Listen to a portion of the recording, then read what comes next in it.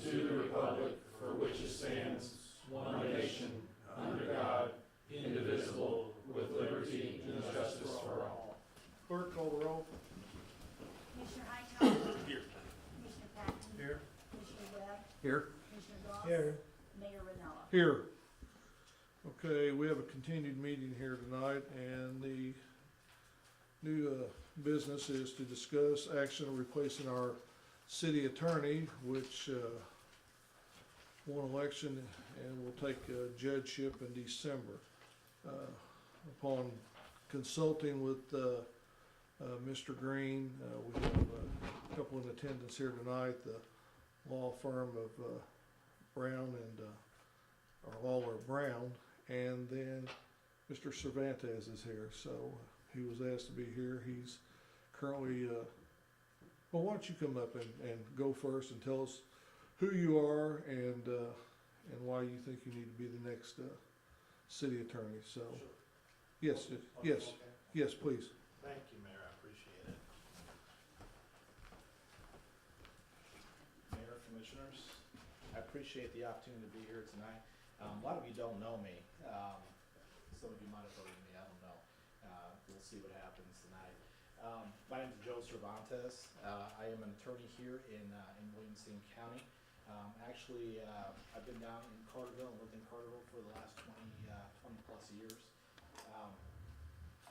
I currently work with Glenn Tetzloff. I'm a partner at Tetzloff, Cervantes and Associates. Mr. Tetzloff, of course, has been a practicing attorney here in the Southern Illinois area for the last 30 plus years. I was very fortunate enough to meet him while practicing here in Southern Illinois, and I recently became a partner there. There's 3 of us there at the law firm, 3 attorneys and 4 support staff that practice a variety of different areas of law. We consider ourselves general practitioners. Me, myself, since I've been down here in Southern Illinois, one of the reasons why a lot of people don't know me is because most of my career I was in the U.S. Marines. I served in the infantry shortly after 9/11. And for much of that decade, that's taken me away from Carterville, away from Marion, away from Southern Illinois. But after being an infantry leader for over a decade, I found my way to law school. I have no idea. Maybe the only infantry guy that found his way into law school. I'll have to check on that and get back to you. But I could be right on that. Judge Murphy might disagree. He was also an infantry guy. So once I got to law school down here, had a couple kids down here in Carterville, and they go to Carterville School District. And I had a fortune to find, I was fortunate enough to find a job here at the prosecutor's office in Williamson County. So just like David, I was hired by Chuck Garnati, and I was a prosecutor here in Williamson County.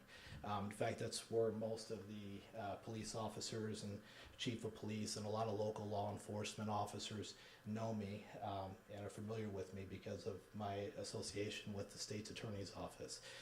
And I started there just like David did in traffic. And I prosecuted everything from traffic eventually up to class 1 felonies, class X felonies, and so I have the experience in the courtroom. After that, I was referred by Judge Blyer to work in Saline County for Mike Henshaw, and I worked the juvenile docket out there for over a year under Mike Henshaw and then eventually Jason Clark.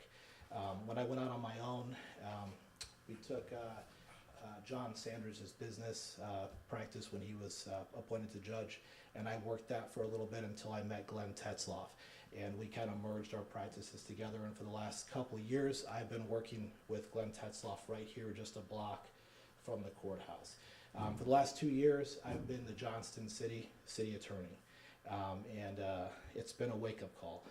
Because no matter how many times you go in the courtroom or how much experience you think you have because you're in the courtroom, municipal law is a lot different. You have to be humble because one of the biggest things I've learned is that it covers just about every area of law in some way, shape, or form. And you have to admit when you don't know something, because I'll tell you what, I don't think a week went by when I got a phone call of something new, including learning that there's an act that regulates bees and honeybees in the state of Illinois. And sure enough, that was one of the phone calls I received from the mayor one day. And you have to be humble enough to say, you know what, I have no idea, but I'll get back to you as soon as possible. And I do. And so that was one of my lessons, is that you have to be humble, you have to admit when you don't know something, and you have to be responsive very quickly and flexible. The other thing is that I learned for the last couple of years working for Johnston City, being at the city council meetings and working with their city council members, is that you gotta be forthright and honest. We don't need another yes man anywhere. The most important thing was to be able to tell people, hey, great idea, but you can't do that.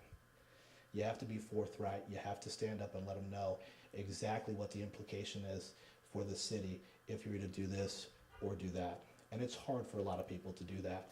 And the most important thing to know is that you have to be that steadying hand to make sure that you have that voice for the commissioners, because the commissioners and the city, the mayor, they need that voice, the one that says, hey, you can't do that, or you can do that. And it's been very important.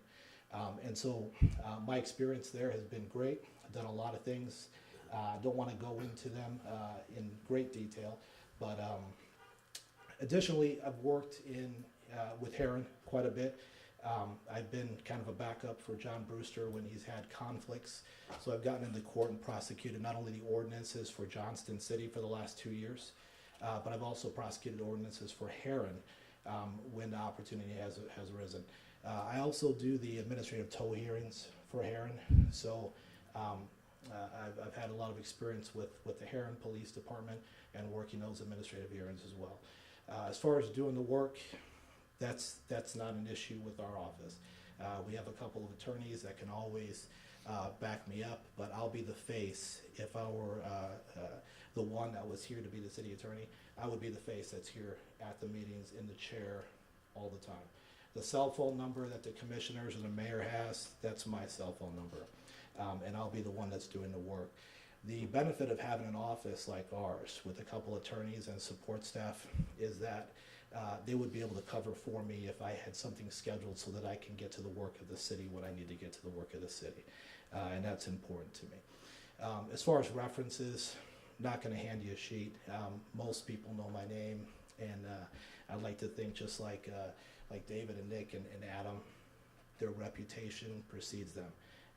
You know, we hold our names to a high value and high standard, and you know, and so as far as that, ask a judge or an attorney, and hopefully it's all good news and good recommendations back.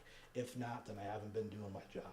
So, and I think it's also important that I have a business here in Marion too. I'm from Carterville, live in Carterville. My kids go there, but importantly, myself and my staff are a block away. And the business of the city directly affects the lives of the people that I support and give a paycheck to every day. So it's really important for me to feel like I'm part of the process. And it's a great part about being a city attorney, is that I can be part of that process. And that's important to us. So as far as doing the work, I don't think that's an issue for anybody who's asking to be the city attorney. Ultimately, it's about the person who's going to be in the seat. And you know, my resume is my experience in the Marines, and then of course my experience here in Southern Illinois as an attorney. So, and I really appreciate being able to come here tonight and talk to the city council and yourself, Mayor. I appreciate that. And whatever happens, I'm always a phone call away here in Marion, and at your disposal if you need help. So thank you very much. I appreciate it. Whoa, hang on. Any questions? Answered the ones I had. He actually had such a thorough presentation. You covered the ground that I wanted to cover. So, Are you prepared, your office prepared to begin Marion's work when we ask you? Are you overloaded to the point? hey, can I interject something first? Though? I mean, if they're going to be answering questions, should they even be in a room right now, or to answer the same questions, or? I mean, remember how we did the city council vacancy? Well, I just step out. Sure. Yeah. I wondered about that too, Angelo, but nobody said we need to go executive, but. Did the other? Because they all stepped out. Did they? Yeah. Well, that's the city attorney. We'll voluntarily step out. No, wait, yeah. Oh, we don't, we'll I think, Did they? yeah, I kinda thought that was a little problem here, but You know what, I'm so used to seeing them in the same room as me in court that you it's don't like, care. Yeah. My question Your is, answer's not gonna change anyway. no, it won't. is your office load to where we'll be on the back burner, or are we gonna be number one when we call? So that's a good question. The question was, are you gonna be number one? Do I have enough time to spend for the city right now? You know, our business is such right now that we have enough attorneys to cover. I am bringing a new attorney on, simply because I've had a couple other areas. I get appointed quite a bit in other areas, and we're trying to take care of that with that extra attorney. But as far as my workload now, I have plenty of time. When Johnston City calls, I stop. Everything stops. We put the other work aside because we can continue the other areas that I practice. Worst comes to worst, I can continue a pretrial or a final pretrial or a hearing if I have to. What I found out about city work is that a lot of times I can't continue that. If I don't address something and it builds up, and then now I have 2, 3, 4 problems and they start stacking. With other things, I find that I can continue and I can maneuver around a little bit. The other thing is that I'm spread out in quite a few counties, and there's a lot of judges and attorneys that I work with. We cover for each other quite a bit. And Johnston City is one of the best references that I have. You feel free to reach out. I always get back to them on the same day, even if it's a phone call or email late at night, because I'm in court, but I get back to them. So the answer is absolutely, I'll make the city, Johnston City and Marion first when you pick up the phone and call. And again, we have support staff to help out for that. So I'm pretty impressed with our staff. A couple of them have been there just as long as Glenn has been practicing law. And so I don't see any issues with that at all, sir, not at all. In fact, we've already I try to do a conflict check as well to make sure that I don't have any conflicts as far as, I don't really take traffic or DUI cases or criminal cases that are written by the Marion Police Department. I don't represent a lot of landlords. I don't represent a lot of businesses in Marion. That's not the type of law that I've been doing. And so as far as a conflict is concerned, I don't believe that I have any presently with our law firm. Do you represent any landlords in Marion? I do not. Okay. I do not. That hasn't been the business that we've done. I know my partner has some, well, I don't think we represent any landlords at all, but we do real estate transactions throughout the county. Typically, not a lot of them. That hasn't been. My partner mainly has done family law, and I've done a lot of municipal, civil, employment. Recently, I've done a lot of discriminatory or retaliatory discharges, employment lawsuits, and such.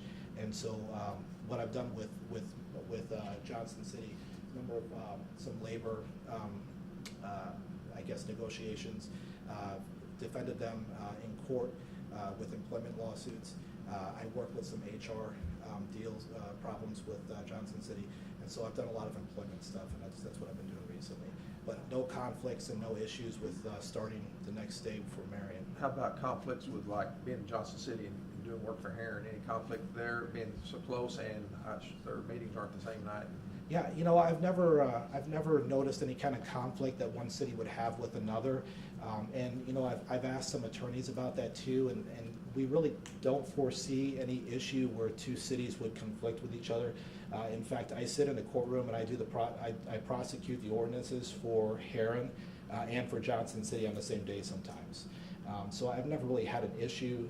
The hearings that I do for Heron, those are strictly because Mr. Brewster has a conflict when he does that, since he's a city attorney and he'd be representing another entity too at the same time. So I work on that too, but I don't foresee any conflict between the cities at all. If any, Johnson City has meetings on Tuesday nights, and I believe here would be Monday nights. Monday nights, second and fourth Monday.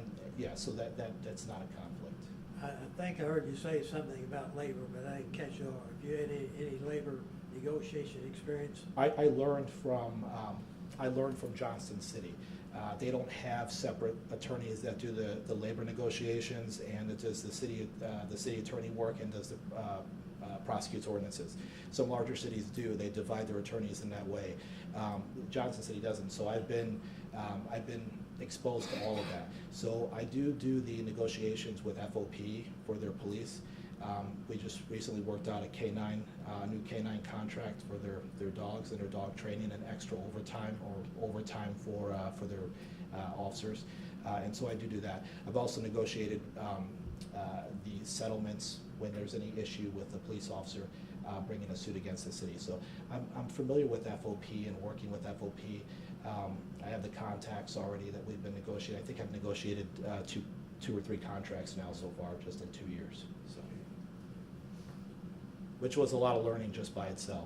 Yeah. To start from scratch and then have to learn it is a lot. And so I think that's a consideration that, if I had to do that, I'm a couple steps ahead of somebody who's never had to negotiate or deal with FOP, because there's timelines that you have to meet, and that's another reason why you have to put other work down and pick up the city work first, because if it gets behind, you will not catch up, or it'll be very difficult to. So. I know you've been around a while. I was a public building commissioner for 30 years. I've seen you in and out of that courthouse many, many times. That's So right. I know your experience has been lengthy. Yeah, and I appreciate that. I do work a lot, and I've been around a little bit, and I hope to do a lot more municipal law, whether it's for the City of Marion or anywhere else. But it's work that I enjoy, because it's a variety of work. We do a lot of different things. So, but I do have something to hand out for each of the commissioners, if that's allowable. Yes. Mayor? Yes. I'll do that. I do have a sample agreement or retainer agreement, and See that, yes. the exhibit is on the back that'll explain any type of compensation to the law firm, myself, and also I included a resume prior to me being in law school, Mayor, for you. I put that in that for you, and one of the reasons why I did that is because it's one thing to say that you're in the Marines, but I excelled, and I want you to make sure that when you know that somebody's sitting next to you, he's in the Marines, that's fine, but at least know what he did in the Marines. And I have a resume in there about what I did and fitness reports from all my commanding officers. I think that's important too. It's just nice to know that if you give somebody something to do or you're dependent on them, that they'll get it done, period. No questions asked. So How many years since law school then? I'm going on my 7th year. 7th year. So it's my, I say it's my first career, but it's actually my second. So. Mr. Cervantes, I appreciate you coming and sharing with us your resume and all of your pluses, if you will. Did I understand you right in that you have been the city attorney for Johnson City for 2 years? That's right. I believe I started in December of 2016. Okay. And then how long has your experience been with the city of Heron? My experience with the city of Heron has been ongoing for maybe less than 2 years. Okay. Typically, the situation there is when Mr. Brewster has conflicts, he's picked up the phone and called me. One, he knows that I've done some administrative law. He knows that I've done some municipal law, and he knows that I'm interested in that type of work. When he has conflicts, I'm privileged that he picks up the phone and calls me, because he's been around for a long time. So I've prosecuted a few ordinances from time to time when he has a conflict, and then he also picked me to do the administrative tow hearings for the Heron Police Department. Additionally, the Heron Police Department, they know me from the State's Attorney's Office, and so when my name gets brought up and they say that I can do it, the chief and assistant chief called me and asked me if I'd do those too. So I typically have a pretty good rapport with law enforcement officers, just from my experience at the State's Attorney's Office. I was probably what you would call vigilant there, and took my job very seriously and proudly. So I was glad to hear you say that we operate on timelines, and a lot of things we do here in city government is statutory to the state of Illinois, and a lot of those have timelines to them, and that's probably the big difference between the private and public sector, where, like you just said, in the public sector we can put it off, or in the private sector we can put it off. You can put things off. In the public sector, you don't do that. I mean, you meet guidelines, or you get decisions made against you. So I'm glad you said that, and you know the importance of that. thank you. Thank you. Any other questions at all, commissioners? Mayor? Appreciate it. Thank you very much. I appreciate it, and I'll hand you what I brought to you. And again, thank you very much. All right. I appreciate your time. Thank you. And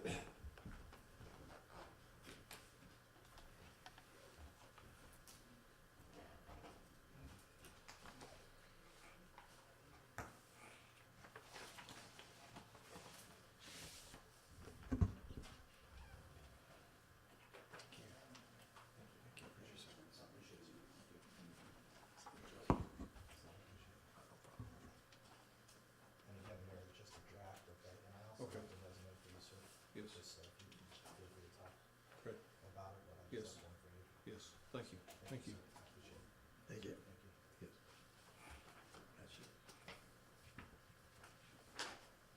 So, thank you so much. Good luck to you, sir. Gentlemen, have a good night. Yes, sir, you too. Thanks for coming in.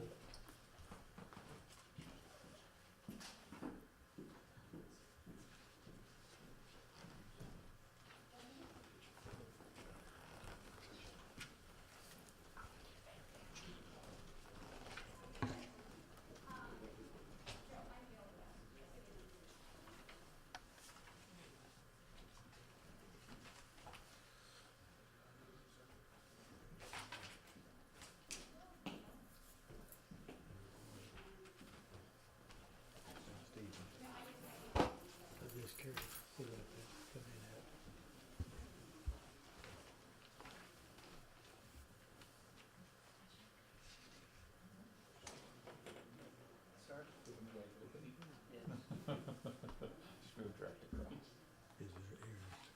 His last page.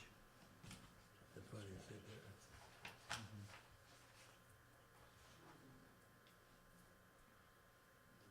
Yeah, there it is. Okay, gentlemen, Great. stand forward. Sounds great. Good evening, Mayor, Commissioners. Thanks for the opportunity to come here tonight. My name is Adam Lawler. I'm one of the partners at Lawler Brown Law Firm here in Marion. Together with me tonight are David Lawler and Nick Brown. We're excited for the opportunity to toss our hat in the ring. Just a little background on myself. I grew up here in Marion. I graduated Marion High School in 1996. After graduating, I continued education at SIU Carbondale, obtained some degrees, and made the decision to move to St. Louis to further my education. I attended law school at St. Louis University. Upon graduation in 2004, I got married during law school to a high school sweetheart here from Marion. Made the decision to come back, and we said, hey, we want to come back to the city that we're from and start a life here, start our business here. I had the great opportunity to interview and ultimately get a job with Ron Osmond. So I worked with Ronald D. Osmond and Associates from 2004 to 2009. It was a great eye-opening experience. You graduate law school and think, wow, I don't know anything. And then you jump into the complexities of a practice like Ron had. So it was a great 5 years. I was able to get a lot of transactional experience working with Ron on a lot of big commercial projects, handling residential projects, handling all aspects of civil litigation. In 2009, my time came. I said, you know what, I think I can do it on my own. Looking around the area, I bought a building right here on Main Street with a hole in the wall. Dr. Power gave it to me at a discount. Said, Adam, you take it with the hole, you can have that building. So ultimately opened up my practice right there. It's called the Adam B. Lawler Law Firm LLC. I did that in 2009, and looking back, I'm not sure why I called it a law firm. It was just myself and a few assistants to start, but I had big dreams. We've been lucky through the years to continue to grow in a really neat way. Right now, we have 5 total attorneys. We have a law clerk who has just finished up at SIU that he's getting prepared to sit for the bar, and we hope to have him join our team. We have a total support staff of 12 there. And so we really preach the team aspect at Lawler Brown. And we do that because we handle so many areas. Our attorneys can stand up here and say we've handled virtually every area of the law. I could stand right here and say, hey, there's a few. Tax, no, I send them down to Tom Wolf. We know some areas that we do not handle, but we have real experience in the civil arena and the criminal arena. David and Nick both started with Charles Garnotti upon graduation from SIU. They really, got some great trial experience right from the get-go, got comfort with appearing in front of a judge and appearing in front of a jury. upon both of them joining my firm at the time, they were able to really diversify and get the civil side of it.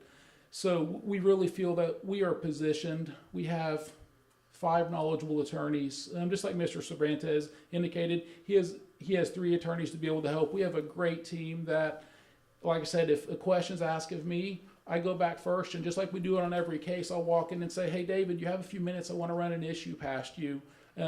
We have great sounding boards in each other, and we know that if we cannot figure out the question or the issue from conversation, we dive right into the research. That's what we do, because we want to come back and advise any of our clients, including the city, of the best course of action, of the pros, of the cons, and of potential outcomes.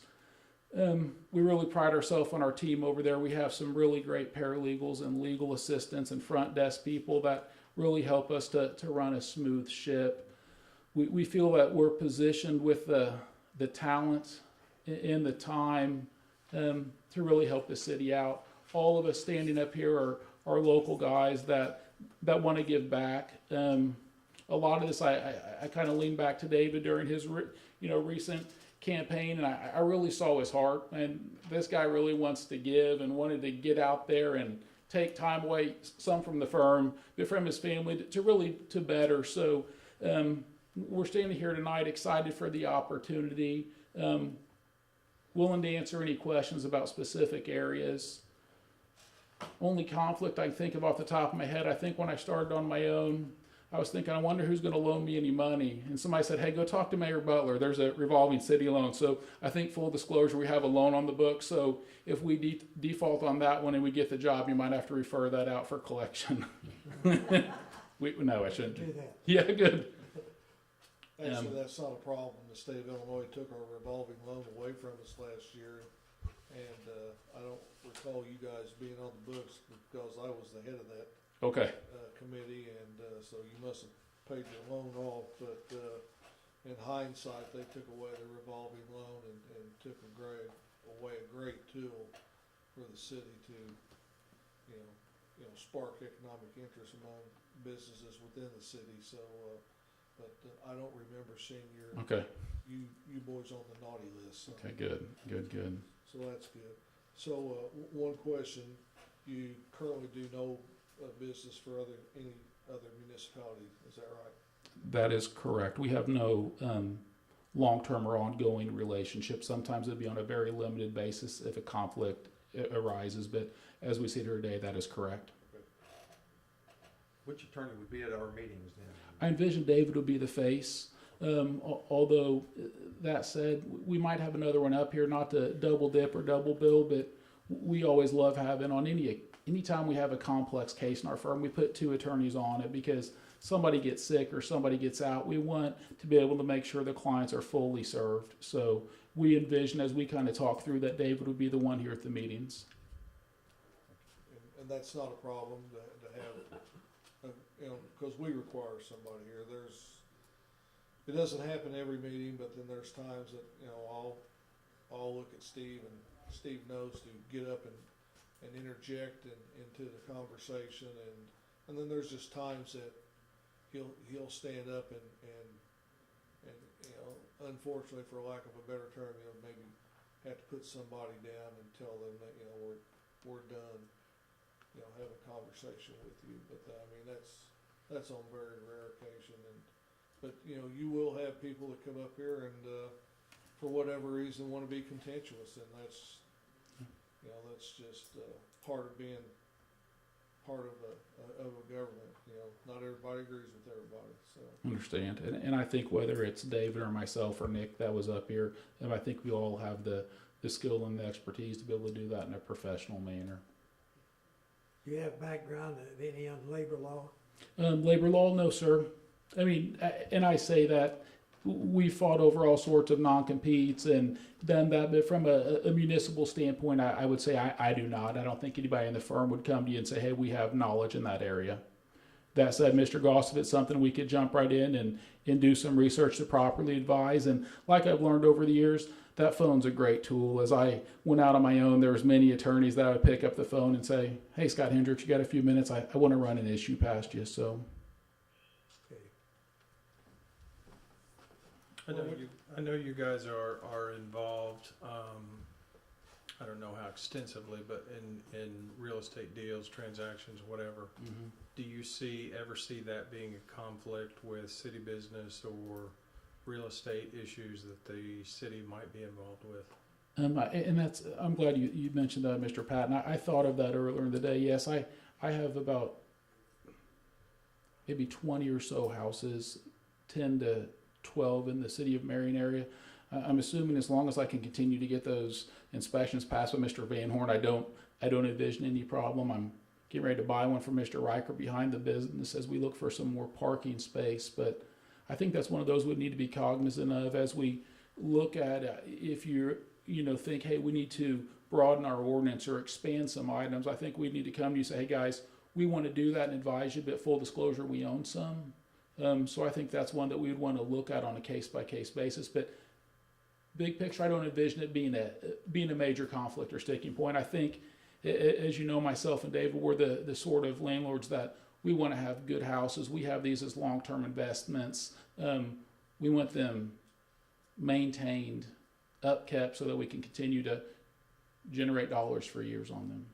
I guess, yeah, and part of the reason why I asked that question is because at some point in time, we need to take a serious hard look at our codes and updating those and our ordinances.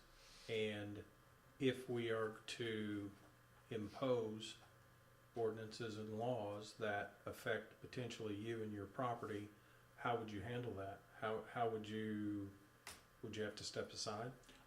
I would hope not, because I'm assuming there's going to be hundreds of other laws that you impose as a city that are going to affect me while I live inside the city limits just south of town behind Mr. Blue, who is not in city limits. I'm a little bit south and southwest of him. So I'm assuming there'll be plenty of other laws that would affect me, that I wouldn't be a conflict for me to advise you saying, yeah, Mr. Patton, I think it's illegal for you to discharge that shotgun on your front porch on New Year's Eve.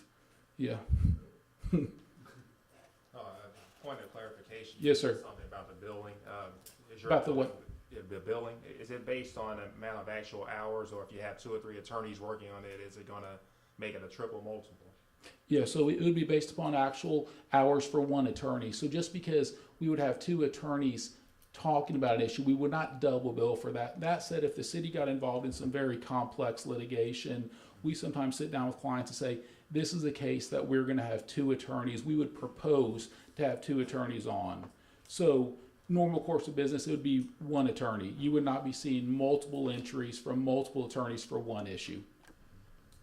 Yeah, so we have, to speak about billing, we like to believe the most cutting edge case management software that exists in the legal realm. We have spent years putting together and working with the software to automate many of the processes we do. And we do that so we can put out in a timely manner very accurate and detailed documents for many clients. So, and the billing is part of that. So we're able to track what we did, when we did it, how we did it. So, Just out of curiosity, Steve Green, who I've gotten to know very well over the few years and trust him as a not only an attorney here for the city, but also a good friend. Steve allows me to call him, and Steve picks up the phone. There are certain issues that I think all of us 5 here face on a day-to-day basis where we need an answer quick, among consultation with the other council members, usually the mayor. Would you be at that disposal to us? absolutely. And I think that's one of the reasons that, not to brag, but to see the growth of our firm. It's because we understand clients come to us with, in times of need and times of quick question. Sometimes if you call me, you don't get an answer, you call the office, hey, Adam's in trial for 2 days, I'm going to be out of pocket then. But that's the beauty of our firm then, is we always have somebody else standing there ready to hop right in and answer, pick up the file, look in the electronic file and say, hey, here's Adam's notes from his last conversation with Mr. Patton. Here's what they discussed. Okay. Yes. Thank you. You're welcome. And on a timeline, if we make a call and a request, do you expect to be on that day or next week, or how do you figure getting back to us? Yeah, so Mr. Goss said, it depends on the area. So let's assume that we get selected as city attorney in an item's ready for demolition. That item gets to us right now based upon our systems and processes and automation. I can tell you, as soon as that phone call is hung up, and let's assume you weren't able to talk to me, you talked to one of our paralegals, that process has started. Because of the way that we capture information, we can immediately start working on draft items and draft forms. Our goal that we always tell any client is, hey, within 24 hours, we will have meaningful contact. That doesn't mean we wait 24 hours to call you back, but Yeah, I Yeah. expect that, of course. yeah. But again, with having access to all of our cell phones and emails and, hey, stop right in. Somebody says, hey, one of the commissioners is here. The girls will run up and grab us, Yeah, thank you. You're welcome. I didn't see a fee schedule enclosed here. Did you send that to us with email or however you work this? Or did you include it here? No, there was not a fee schedule included. So normally, whenever we are engaged, we would put together an engagement letter, a general engagement letter that says, hey, Lawler Brown Law Firm agrees to represent the City of Marion for an hourly rate of, the rate that we discussed among partners would be $175. That would be for any attorney that, Well, that might ask him, yeah. Yeah. Okay.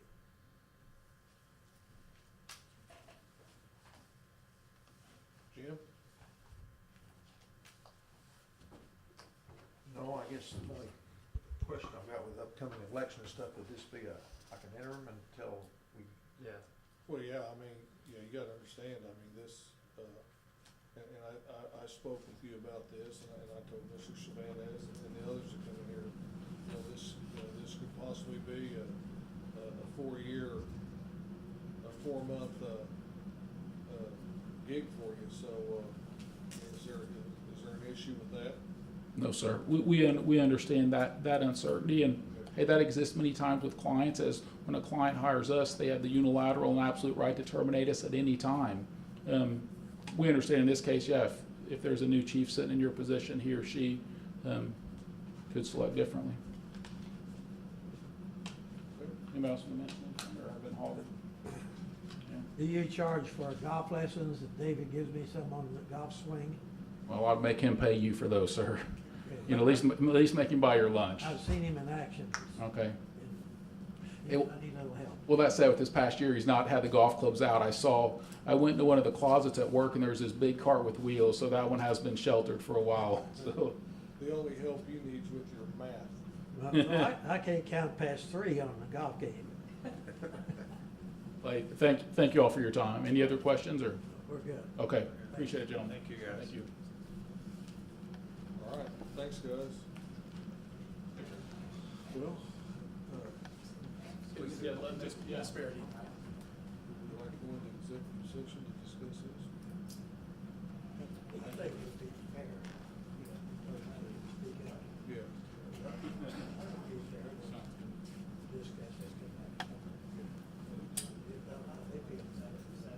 I would like to go to executive session. Mike, I'm sorry, do you have anything to address the council or add to it? Okay. At this time, I think we'd entertain a motion to go into executive session. So moved. What are we going to discuss? Discuss. Discuss personnel. Did you say that? Yeah, I did. Personnel. For personnel, or? Yeah. He thought it, Yeah, okay. like the music man, you gotta think it. All right. So moved. Thank you. Yes. Call the roll.